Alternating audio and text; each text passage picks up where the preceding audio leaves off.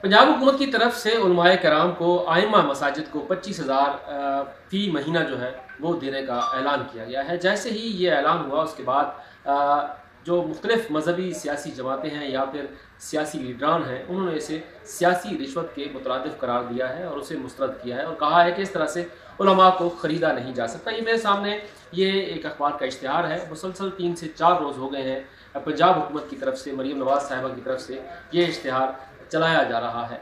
अब इसके ऊपर ग्राउंड रियलिटी क्या है कि क्या उलमाए किराम को ये वजीफ़ा लेना चाहिए या नहीं लेना चाहिए, इसकी हवाले से अब एक नई बहस जो उलमाए किराम के दरमियान हो रही है वो ये भी हो रही है कि क्या ये पैसे शरई हैं या गैर शरई है।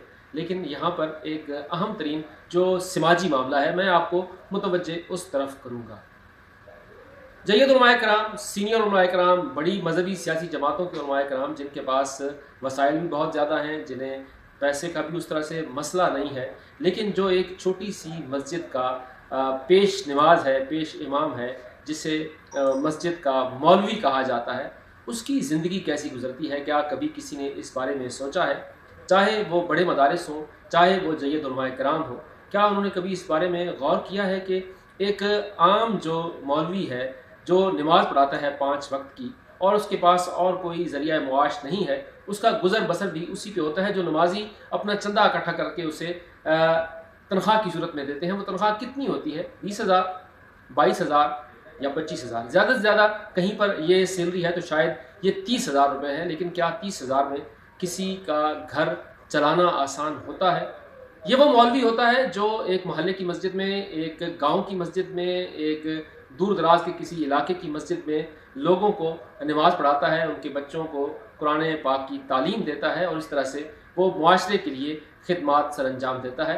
तो उन लोगों के लिए ये 25,000 का एक जो एजाज़िया है वो पंजाब हुकूमत की तरफ से दिया जा रहा है, लेकिन इसके ऊपर एतराज़ किया जा रहा है। ये एतराज़ ज़रूर किया जाए उस वक्त कि अगर ये बड़ी मजहबी सियासी तंजीमें, ये बड़े मजहबी सियासी रहनुमा, ये बड़े जय्यद उलमाए कराम या तो उन उलमाए कराम को, उन मौलवी हजरात को कुछ दे रहे हों ताकि उनका गुजर बसर हो सके। लेकिन मैं ऐसे बहुत से उलमाए कराम को जानता हूँ, ज़ाती तौर पर मैं बहुत से ऐसे मौलवी हजरात को जानता हूँ जिन बेचारों का गुजर बसर माज सिवाय इस तनख्वाह के और कोई नहीं है। कुछ के पास थोड़ी बहुत इनकम होती है जिससे उन्होंने एक छोटी सी दुकान खोली होती है जिससे वो अपना रोज़मर्रा का जो ख़र्चा है वो निकालते हैं। इसके अलावा जो दीगर मौलवी हज़रात हैं उन बेचारों के पास कुछ नहीं होता। मैं एक अरसे से ये रिलीजियस अफेयर्स को कवर कर रहा हूँ और मैं बहुत से ऐसे उलमा को जानता हूँ जिनका फ़कत और कोई ज़रिया मुआश नहीं है।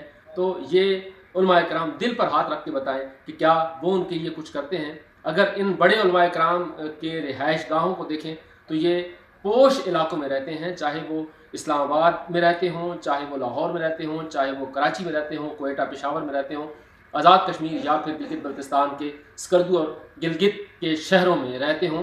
तो उनकी रहायशगाहें देखें, उनकी गाड़ियाँ देखें, उनके आने जाने के जो अखराजात हैं। मैं उलमाए किराम को जानता हूँ जिन के गुज़र बसर इस तरह जो है वो सिर्फ़ और सिर्फ उसी इनकम पर है, उसी महदूद सी रकम के ऊपर है जो उसे नमाजियों की सूरत में मिलती है या फिर वो जो छोटी सी दुकान उसने खोली होती है उससे उसका सिस्टम चलता है। लेकिन इसके ऊपर एक बहस शुरू कर दी गई है। एक तरफ तो ये इल्ज़ाम आयद किया जा रहा है कि हुकूमत शायद उलमाए किराम को ख़रीदना चाहती है और दूसरी तरफ ये कहा जा रहा है कि क्या ये पैसे जो लिए जा रहे हैं क्या ये शरई लिहाज से उलमाए कराम ले सकते हैं या नहीं ले सकते। यहाँ पर एक सवाल ये पैदा होता है कि जिस वक्त इस्लामी नज़रियाती कौंसिल की नशिस्त का मामला होता है, जिस वक्त उलमा बोर्ड की नुमाइंदगी का मामला होता है, जिस वक्त इस तरह के दीगर फोरम्स जिसमें सियासी मजहबी जमातों को शामिल किया जाता है या उनकी खिदमात दी जाती हैं, क्या उस वक्त ये सोचा जाता है कि क्या ये पैसा जो लिया जा रहा है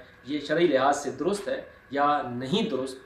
और क्या उस वक्त ये सवाल उठाया जाता है कि क्या कहीं रियासत जो है या हुकूमत जो है वो उलमा को ख़रीद रही है या नहीं। लेकिन जब उन उलमाए कराम को जो कि सिर्फ़ और सिर्फ 20,000 25,000 की तनख्वाह पर गुजारा करते हैं, जब उनको इस तरह के एजाज़िये की बात आती है तो उस वक्त ये बात शुरू कर दी जाती है कि उलमाए कराम को نہیں خریدا جا سکتا، اور ہم اس طرح جو ہے وہ اپنی آزادی سلب نہیں ہونے دیں گے، اور اس طرح کا کوئی بھی جو سازش ہے جو علماء کرام کے خلاف ہے اسے کامیاب نہیں ہونے دیں گے۔ لیکن آخر میں سوال پھر وہی ہوگا کہ جو وہ علماء کرام جو خالص دین کی خدمت کر رہے ہیں، جو خالص نماز پڑھاتے ہیں، بچوں کو قرآن پڑھاتے ہیں، لیکن ان کا معاوضہ کہیں اور سے نہیں آتا ماں سوائے چندے کے پیسوں سے یا ایک چھوٹی سی تنخواہ سے انہیں گزارا کرنا پڑتا ہے۔ کیا ان کے بچے نہیں ہیں؟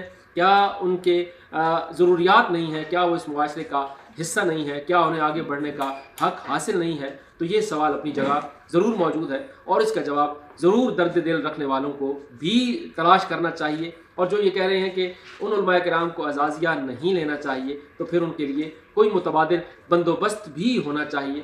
یہاں پر ایک بات اور یہ ہے کہ اگر یہ علماء کرام جو یہ مساجد میں فرائض سر انجام دے صبح سویرے اٹھتے ہیں، 5 بجے کے قریب اٹھتے ہیں، 6 بجے تک آج کل جو ہے وہ جماعت ہو جاتی ہے، اور اس کے بعد پھر انہوں نے نماز چاشت اور نماز اشراق کا بھی انتظام کرنا ہوتا ہے، بعض مساجد میں یہ ہو رہی ہے۔ اس کے بعد پھر ظہر کا ٹائم ہو جاتا ہے، ظہر کے 1.5 سے 2 گھنٹے بعد عصر کا ٹائم ہو جاتا ہے، اور اس کے 1.5 گھنٹے بعد پھر مغرب کا ٹائم ہو جاتا ہے، جبکہ اس کے پھر 1.5 سے 2 گھنٹے بعد عشاء کا ٹائم ہو جاتا ہے۔